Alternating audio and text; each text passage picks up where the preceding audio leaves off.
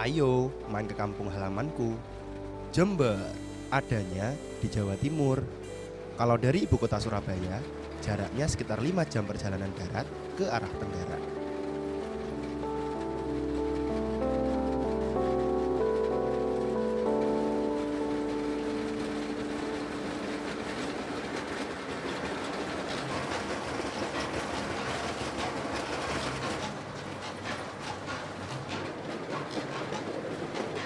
Kalau main ke sini, nanti aku ajak naik lori. Koyok dinar koncoku iki. Penasaran dia sama lori. Naik lori wisata iso dadi pilihan sing cek pase gawe berakhir pekan ndek kampung halaman Jemberku. Kalau biasanya lori itu kayak gerobak, beda sama yang di kampungku ini. Cek asike lah pokoknya. Lori di sini dijadikan kereta wisata. Tenaga lokomotifnya berasal dari mesin mobil biasa. Satu gerbong paling banyak diisi 10 orang. Itu sudah termasuk masinis B asisten. Lori ini diberi nama Lori Wisata Kaliraga. Lori ini berjalan di atas rel peninggalan penjajah Belanda. Lumayan dawa rek, panjang lintasannya sampai 18 kilo. Wes, iki yang membuat naik kereta Kaliraga jadi penting. Kita bisa sekaligus belajar sejarah.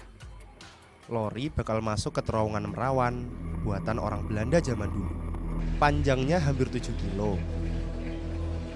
Tak kei roh yo, ini terowongan kereta api terpanjang kedua di Indonesia. Nomor satunya katanya ada di Bandung, Jawa Barat. Biar panjangnya nomor 2, membangunnya dulu butuh waktu 10 tahun. Cek suwe nih tegak yo.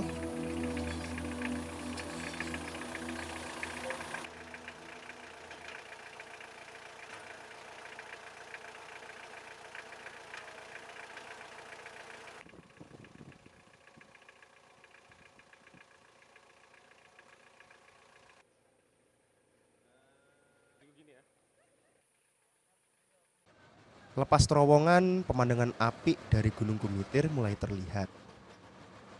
Gunung ini membelah sekaligus menghubungkan kampungku dengan kabupaten tetangga di Banyuwangi.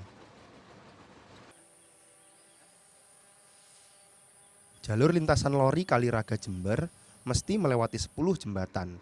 Dan sing paling garakno deg-degan ya sing siji iki.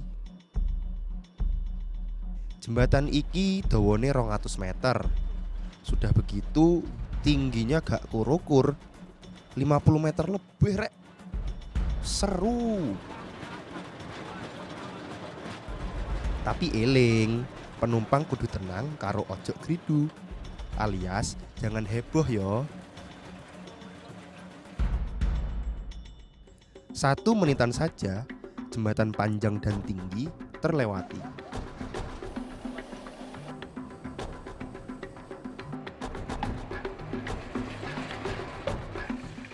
Stasiun Garan menjadi titik pemberhentian lori wisata Kaliraga sebelum kembali ke stasiun Kalibaru. Jalan-jalan dengan lori wisata ongkosnya memang lumayan. Mangkane aku mbek Dinar urunan karo koncone awak dhewe sing liyane.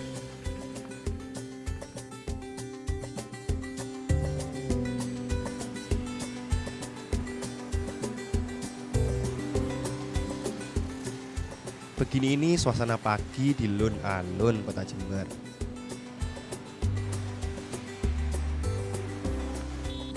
Cik rame nih yo.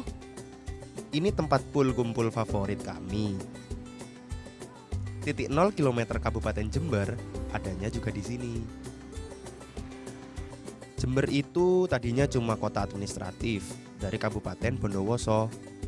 Tahun 1928 pemerintah Hindia Belanda menjadikan kampung halamanku ini sebagai kabupaten. Ada yang bilang Jember itu artinya luas, asalnya dari kata jembar. Tapi ada juga yang mengartikannya becek. Cuma yang pasti Jember ini sejak dulu dikenal dengan tembakaunya. Wah, cik jembare iki.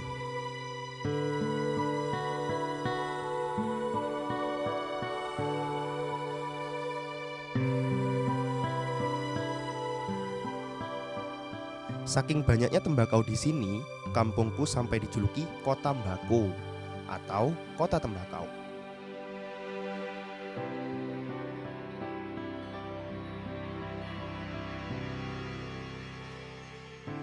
Jenenge aku Gary, calon sarjana pertanian.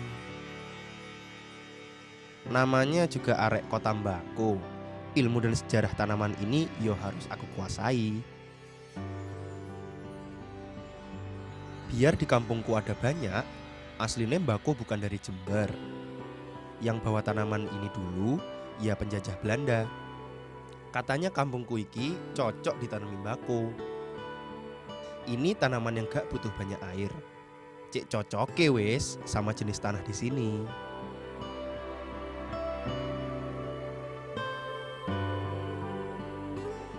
Pak Saiful ini tempat aku nanya-nanya soal Mbako. Dia jagonya. Pak Saiful menanam Mbako jenis kasturi. Ini Mbako yang biasanya dibuat kretek. Semakin lebar dan tebal daunnya, semakin bagus kualitasnya.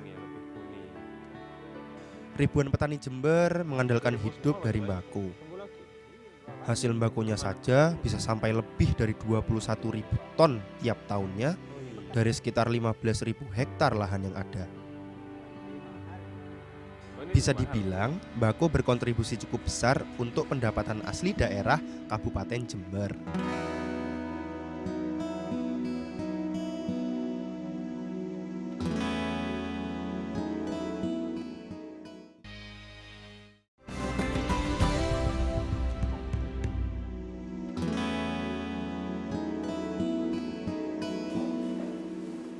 Selain dibuat kretek, Mbako juga dibuat cerutu. Lagi-lagi, ini budaya yang dibawa oleh orang Belanda. Beda dengan kretek, Mbako buat cerutu dicari yang daunnya tipis dengan kandungan nikotin kurang dari 1%. Cerutu biasanya terdiri dari telung bagian, yaitu isi atau filler, pembalut isi atau omblat, dan pembungkus cerutu atau dekblat. Filler cerutu butuh racikan daun Mbako yang halus. Itu makanya gagang daun dibuang supaya rasanya juga nggak pahit. Setelah itu baru daun ditok-ketok lik cilik. Setelah racikan filler jadi, Mbako kemudian dipres pakai mesin. Proses ini namanya bunches. Fillernya dibalut dan dipres paling cepat selama 5 jam. Hasilnya iki, cerutu setengah jadi. Sekarang giliran dibuat dekblat atau pembungkusnya. Dekblat ini penentu kualitas cerutu. Makin bersih dan rapi tampilan dekblat, makin mahal harga cerutunya. Proses terakhir sebelum cerutu bisa dinikmati namanya perkondisian. Pada proses ini, cerutu dimasukkan ke lemari penghangat selama 24 jam untuk menyatukan 3 lapis racikan cerutu. Cerutu Jember itu salah satu yang paling dicari di seluruh dunia. Apalagi sama orang-orang Eropa yang menjadikan hisap cerutu itu sebagai gaya hidup kelas atas mereka. Jember mengekspor pembungkus cerutu atau dekblat ke negara-negara seperti Jerman, Belanda, Rusia, dan Turki. Jadi wajar ae kalau kampung Jember saya ini dikenal sebagai daerah penghasil tembakau nomor 1 di negeri ini. Kalau di dunia, kampungku ini ada di urutan keempat penghasil tembakau terbaik. Cek sangar yo kampung Jemberku iki.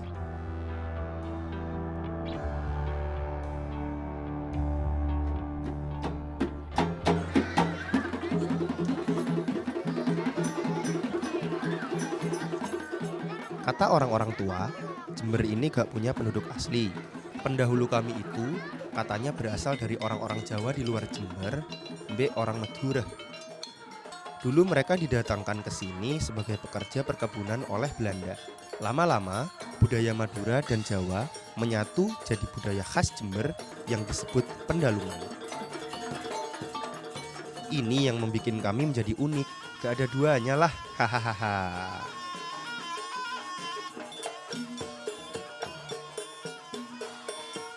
Aku kasih tahu ya, salah satu budaya Jember jenenge can macanan keduk. Artinya macan buatan dari karung goni. Waktu kecil aku paling seneng lihat pertunjukan ini. Tapi sekarang mulai jarang ada. Makanya begitu denger mau ada pertunjukan, tak tekani wis mbek cokon-coku. Pertunjukan dimulai dengan atraksi burung Garuda. Burung Garuda simbol keberanian penyatu perbedaan. Kayak Pancasila itu loh.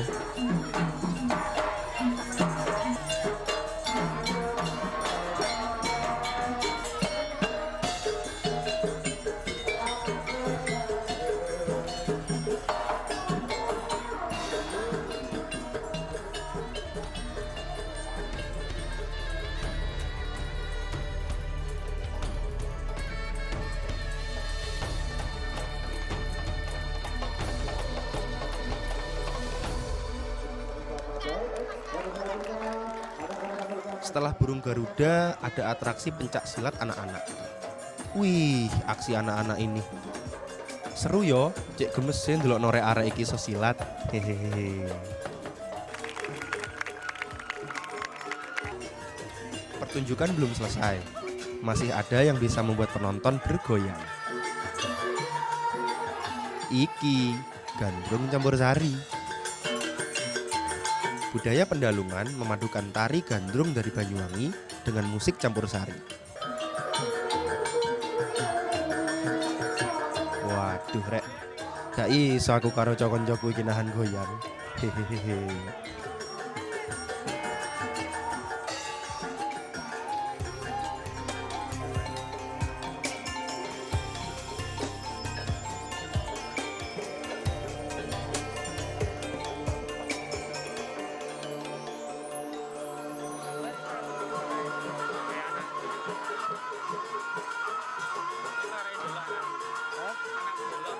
Kalau ini pasti semua tahu. Ini reok, asli dari Kabupaten Ponorogo. Budaya kami mengadopsi kesenian ini sebatas gerakan saja, tidak sampai ke ritual reoknya. Reok ini biasanya menjadi penanda akan dimulainya atraksi can macanan keduk.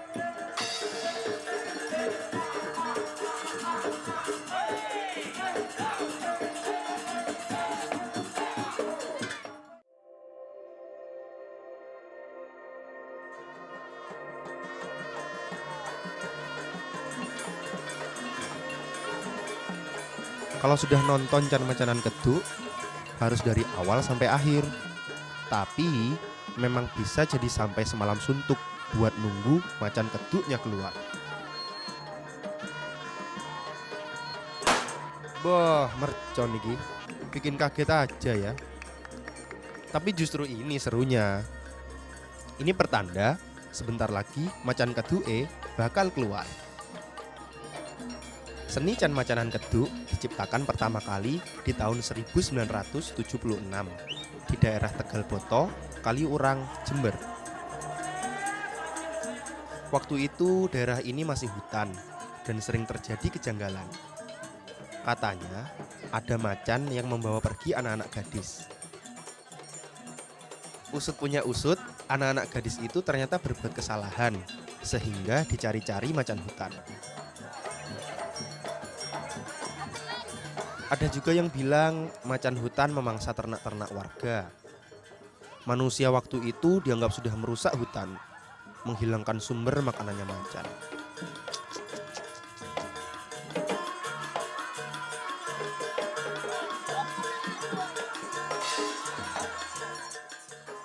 Dengan segala pesan positif, akhirnya dikreasikanlah kesenian can macanan keduk. Atraksi macan dengan menggunakan keduk atau karung goni.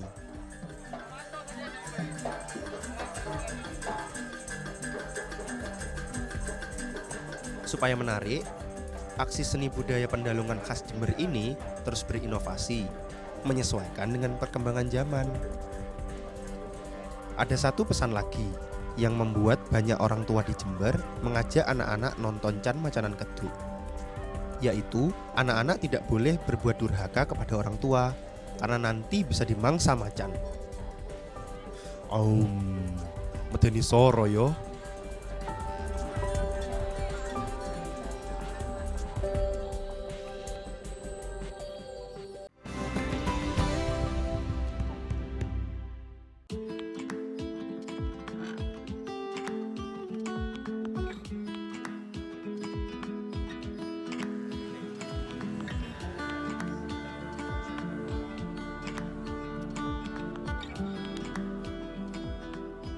Di mana-mana yang namanya anak muda itu hobinya ya kumpul.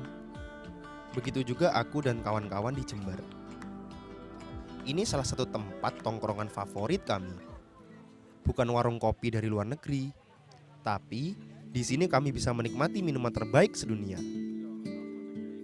Wedang cor jenenge. Penasaran toh kaya apa rupane?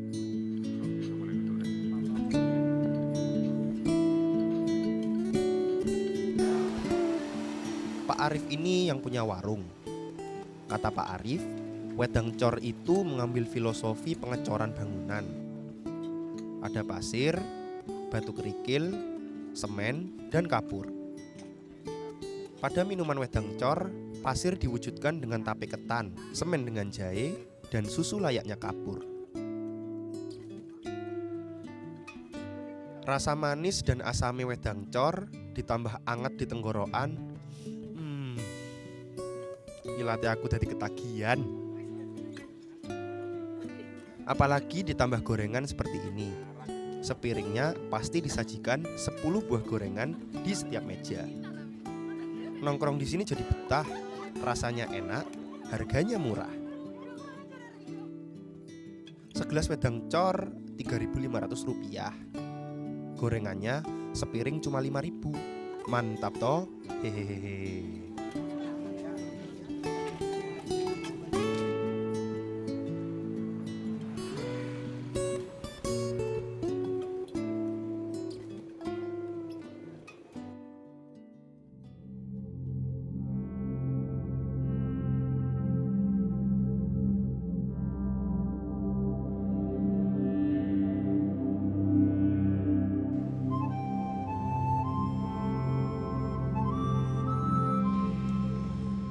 Mau lihat alam cantik, Jember juga punya. Di sini tempatnya, Tanjung Papuma. Adanya di sebelah selatan kota. Tanjung Papuma terletak di Desa Sumberjo, Kecamatan Ambulu. Papuma singkatan dari Pasir Putih Malikan. Disebut Malikan karena ada batu malikan atau karang-karang pipih yang mirip kerang besar. Saat terhantam ombak, batu karang ini seperti mengeluarkan bunyi dan lunggulungan.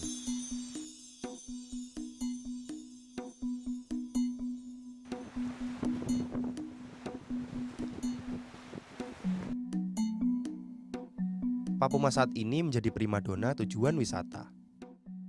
Belum banyak yang tahu memang, tapi pelan-pelan nama Papuma mulai dibicarakan di mana-mana.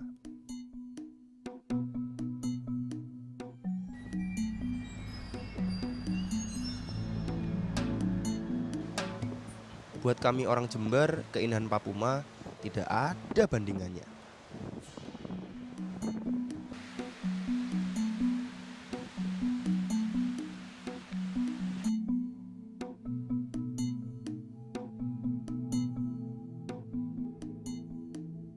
Tanah Jember, tanah kelahiran kami.